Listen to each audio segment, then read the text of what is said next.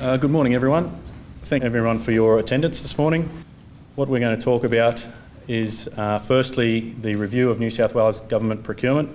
Now, that's a review of all procurement in New South Wales, not just the entity known as New South Wales Procurement. My colleague Richard will talk about that in a moment. Then for those of you who aren't aware of the scheme, I'll give you a quick background on its existence and the operation. Then we'll talk about the main part of today is about the proposed improvements to the scheme that should provide some benefit to yourselves and to us. But we've got, this is the fourth of 4 forums we've been holding. It's a nice, reasonably small group, so we'd like to invite your comments, feedback, suggestions at the end of the forum. We'd love to hear what you have to say. Okay, I'd like to introduce Richard Jacobs, the Director of Procurement Strategy, to discuss the New South Wales Government Procurement Review. Thanks, Sam. Morning, everyone. Thanks for coming, as Sam said. Just a note of thanks. This is the last of the scheduled industry forums we have, so I just want to take the opportunity to thank Sam, Nigel, Stephanie, the girls out the front, and everybody else in New South Wales Procurement that's helped to deliver a successful outcome. As Sam mentioned, this is part of a whole of government procurement review that's being undertaken at the moment. It was launched by Greg Pearce, who's the Minister for Finance, and essentially what we're seeking to do is take out the red tape, make it easy to do with business, make it simpler, more sensible, and also drive value for money for government at the same time. There was a consultation commenced with the release of public discussion paper that went out in January, and it was scheduled to close in February. We extended it out to March for SMEs and regional businesses, gave them that extra opportunity to provide feedback. The paper itself is still available for viewing on the Have Your Say newsouthwales.gov.au procurement website. So if you go there, you can actually read that proposed changes before any adjustments are made to the feedback that we've received back. The outcomes paper, the feedback, is due to be published shortly, and I think that's actually been drafted at the moment, so it's well on its way. So the objectives of the New South Wales Government Procurement Review, as I said, better value for money. Better value for money, procurement as a business enabler. So how can we help communicate the needs of government better out to business to allow business to take advantage of being able to help government. Reducing administrative costs and duplication of effort. So across government, as I said, this is the Minister's review, and he's taking a sector-wide review. So this is not just about NSWP or New South Wales Procurement, it's about all procurement functions within government at all different levels. Reducing red tape, improving competition, simplifying access to government. This is one of the first starts to that, or one of the first schemes that will enable to do that. And Sam will go into detail about it. So it's about being able to access and being registered to do business with government, and government being able to access your services a lot quicker. But still, we have to be fundamentally, we have to be mindful of risk, the government's position of leverage in the marketplace, those sorts of things, and particularly driving better value for money. Simplifying the regulatory and governance frameworks. So I think the bill has gone up to Parliament this week. It's available for viewing on the Legislative Council website. So there's been some major adjustments made to that, particularly the word tender has been taken out of it. So that's because the word tender has predominantly been in the legislation and the regulations beforehand, there's been an over-reliance on the method of tendering out to business to receive work. So we're looking and exploring other innovative ways, particularly that have been put in practice in the EU, to actually go out and do business with businesses. Building procurement competence as well. So there's a review that's being undertaken. We now have an accreditation process for all government agencies. The accreditation process essentially looks at the functional maturity of all the procurement departments and also the capability of each of the people within those. So we're actually looking at doing a very deep dive on government procurement capability. So the initial focus of the procurement review, so it's sector-wide government procurement model, as I said. we're looking at what sorts of procurement should be led centrally versus devolved. So, you know, where are the agencies best placed to run the procurement? Where can they look? So more of those strategic, critical sort of items that are more important to the agencies, and allowing them to be more aligned to the business objectives. So rather than trying to have a one-size-fits-all, being more sensitive to the market needs and also the business needs.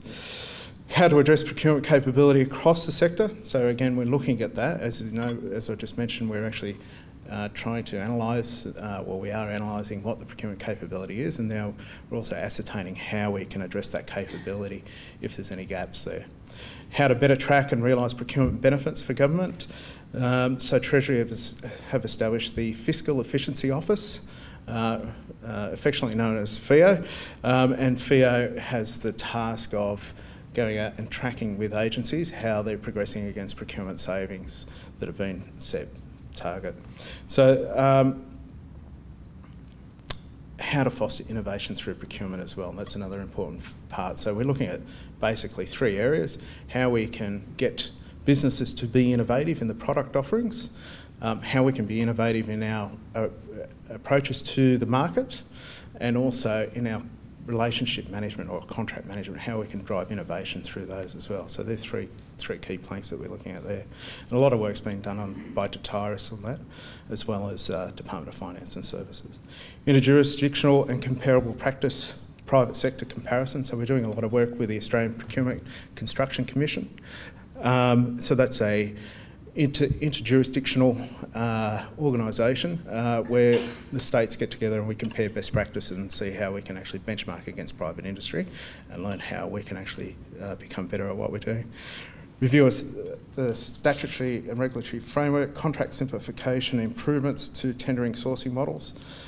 So and I saw today the first draft of the simplified contracts. So traditionally, government has put out very risk-averse, weighty terms as contracts and tenders, and we're trying, we're actually succeeding in actually getting those down and being more risk-sensitive to the nature of the products that we're contracting for, so we're making it easier for businesses to do that. Review of support mechanisms for SMEs in government procurement as well. So the Small Business Commissioner has been working hard, particularly with DFS, in developing models and programs that will help to go out to regional businesses, such as mobile business units or health units that will help small businesses in remote areas. We also have local jobs first policy, etc. So that will be being reviewed at the moment, and the outcomes of that are due shortly. SME Assistance, the government has taken important steps to help small to medium enterprises. As I said, we established a Small Business Commissioner, implemented a 30-day payment policy, requiring government agencies to pay small businesses within 30 days or else automatically pay interest on the outstanding amount. So if you haven't been receiving that, I'd recommend you go out and check your bills, see whether they've been paid within the due, because you could be owed some money. Agencies are required to use purchasing cards for transactions under $3,000 and replace cheques with electronic payment where applicable. So driving out those manual processes. The use of purchasing cards, we see that as an advantage for SMEs because it guarantees you payment quicker rather than a drawn out 30 days debtors. Removed the supply management fee from state contracts from 1 July 2012. So any new contracts that are put into place from 1 July, they will no longer have a management fee attributed to them. Contracts, this will be done on an attrition basis, so those existing contracts or contracts that are struck before the 1st of July will have a management fee applied to them. Local skills, local decisions policy, you may have seen that in the paper as well. So that provides for DEC. This is about localising control back with the schools and allowing them to make purchasing decisions up to $5,000 from day 1 of Term 2, 2012, which has already started to occur. It's a very quick roundup on the procurement reform. If there's any questions on that, I'd be happy to field the procurement reform questions after Sam's finished. But I'll hand you back over to Sam, and he'll give you more detail about what's happening with the Prequalification Scheme for consultants. Yeah, Richard's given an overview of the big picture. What I'll discuss for the next few minutes is the Prequalification Scheme for Performance and Management Services. Some of you may well be aware of its existence, some may not, so I'll just briefly touch on how it was developed, established and the way it operates. It was kicked off in 2008. Prior to that, there was no central point for government agencies to actually access consultancy advice to assist in their decision making. So what it did was it filled a void there, or filled a gap where agencies could now go through one particular point to access your services, for instance. The scheme, while it's administered by DFS, which is the Department of Finance and Services, it was a joint initiative in 2008 between the Department of Premier and Cabinet and the then Department of Commerce, which is now the Department of Finance and Services. The Premier actually handed over the responsibility to our Minister for Finance and Services last month, so it's solely managed by DFS now. It's not mandatory to use the scheme.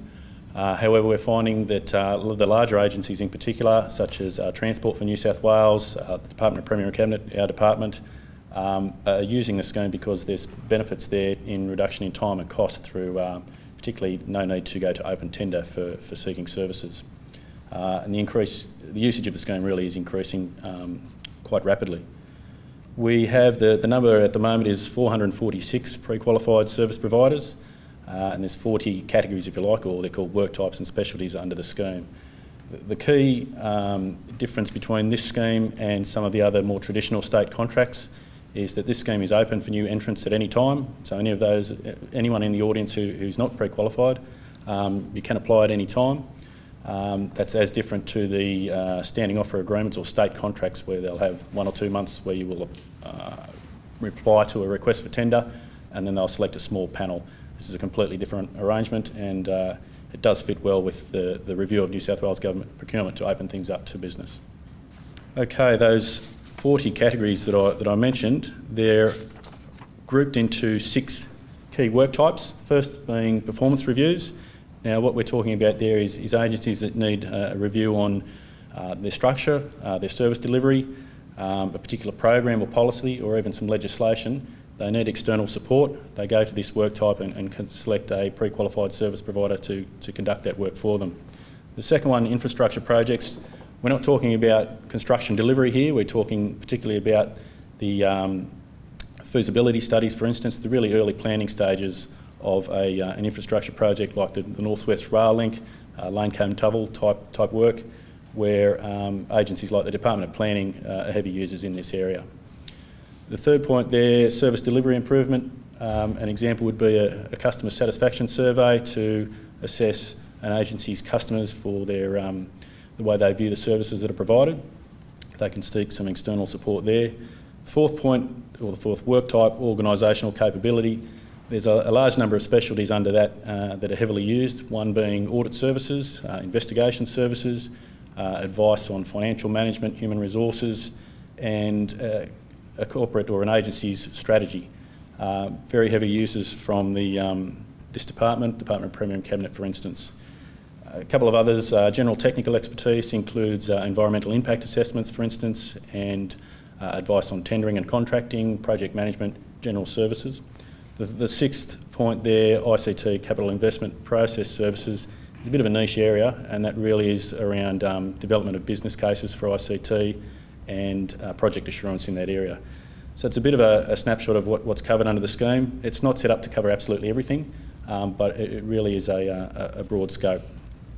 So the benefits, and the words on the screen here are actually taken from an Auditor General's review. He reviewed the scheme last year, had a good look at it, how it operates and how it's being used. He acknowledged that it simplified procurement processes and led to faster engagement of consultants. And you'll notice that the reduction in red tape and reduced tendering time and cost matches with the review of government procurement as well. The bottom line is, if you're pre-qualified on the scheme, in a relevant category, an agency can approach you directly for works up to $150,000. That's the real benefit of the scheme. For projects valued at over that, they need to seek a minimum of 3 quotes from pre-qualified service providers. No need for open tender. That reduces an awful lot of time and cost both to the agency and to yourselves. You'll be competing against no more than a couple of others, for instance, in any particular project. Now, some recent improvements. 3 main areas. which intend to open up not just to SMEs but to everyone really, but particularly small to medium enterprises. We're creating a new category for low risk, low value work, less than $50,000, where essentially you can enter in your details and it's a simple registration process. There's no detailed assessment which occurs at the moment for everyone, so it really is a risk-based approach. You can register. We'll have a simple check with ASIC to make sure you're a registered company, registered for GST, etc., and then you're not haven't been investigated by ICAC, for instance. So we only have those that we want to be doing work with on that category. The second point there, I think, is a good move where we're no longer mandating professional indemnity insurance to be pre-qualified. That was the case up until recently. However, bear in mind that for some particular projects, an agency will require professional indemnity insurance. It's at their discretion, but not mandatory to be pre-qualified. And the third point there about recognising services provided in other states. If, for instance, you're on a panel for audit services in Victoria, we'll recognise that and we won't put you through the box and dice again to be pre-qualified on our scheme. Once again, to avoid duplication of effort on your part and actually on government's part as well. Now, this is the platform called the Early Easy Access Registration List, or EARL as an interesting acronym. Now, this will be available for you to register online, which will be a lot faster than the current manual application process. Currently, you apply by email, we assess it manually, it goes to a committee and you're notified manually. In future, the application and the assessment will be done online and you'll be notified as well using the web-based portal that's being developed. A key, I guess, benefit to yourselves and us is that you'll be able to update your information in real time. We spend a lot of time maintaining contact details with organisations and they're regularly out of date. You can actually update and access your own information using this web portal. The third point there, agencies will be able to view the information that you provide. Currently, everyone is just a name on a list. In future, using the web portal, you'll be able to provide a company profile, links to your website, a list of projects that you've completed, referee reports, for instance. Basically everything that you submit in the application form that doesn't get viewed by agencies at the moment will be available to them. So that'll help in their decision making and it'll help you sell yourselves to the agencies, and that, I think, if you take anything away, is the biggest benefit from what we're doing now. Now, this will all be available in July for applications through the web portal. Now, changes to the scheme overall. What I just spoke about was purely for the low risk, low value projects. As I mentioned, at the discretion of the government agency, professional indemnity insurance can be waived. The other point is that there's an ability to place a dollar value cap on liability for projects. Now, we quite often, over a period of time, got that request and the government took a particularly risk-averse stance. There's now some flexibility being brought in here. Once again, more opportunity, particularly for small to medium enterprises, but really for anyone that's applying under the scheme. Okay, how's it go? There's I guess a chronological order of events here. You'll apply for either the registration in the low value work or for pre-qualification for all value works, where you'll require an assessment to be done. That'll be accepted or otherwise. Typically, if you complete the requirements and you have capability in that area, you'll be accepted. An agency will then have a need to seek your services. They will access the web portal, have a look through the information available and make a selection. The engagement itself will be between yourself and the contracting agency, and that'll be in the form of a standard form of agreement. There is a rather simplified standard form of agreement with the scheme at the moment. It's being modified still, or improved still, to be simpler still. An agency will then have the opportunity to report on your performance on the particular project using the web portal as well. That's something we'll look at in the next few months. All right, what's in it for me? And that's a fair question as well. I'll repeat again, it's the access that you have to government agencies, but not only that, it's the access the government agencies will have to your information specific to your company, which is it's a big plus and a big improvement on what we have currently. I mentioned before you can update your own company information. Some larger organisations in particular have a heavy turnover of people. and if your contact details aren't up to date, you won't actually get contacted, which is the key. They will definitely have greater visibility. Now, I mentioned before about the threshold of $150,000. I'll repeat it again. Under the scheme, an agency can approach a pre-qualified service provider directly for work up to $150,000. If they're not using a scheme, which isn't mandatory by you, they'll need to actually seek 3 quotes for any work above $30,000, so it's quite a big jump. The idea being that you've been assessed as having the capability in that area, you don't need to go through that again, and the agency should be comfortable with the fact that you can do the work and just focus on the price for their particular project. Biggest savings straight away is that they're not required to go to open tender, where they may receive 20, 30 responses, have to assess them, and from your point of view, you'll have 1 in 20 or 30 chance of winning the work rather than 1 in 2 or 3. We'd love your feedback. You'll have a feedback form in front of you. You can provide your thoughts on today's presentation, the principles behind both the procurement reform and the changes to the scheme. This presentation will be available on the procurement website, but otherwise I'd like to thank everyone for their time this morning, and good luck.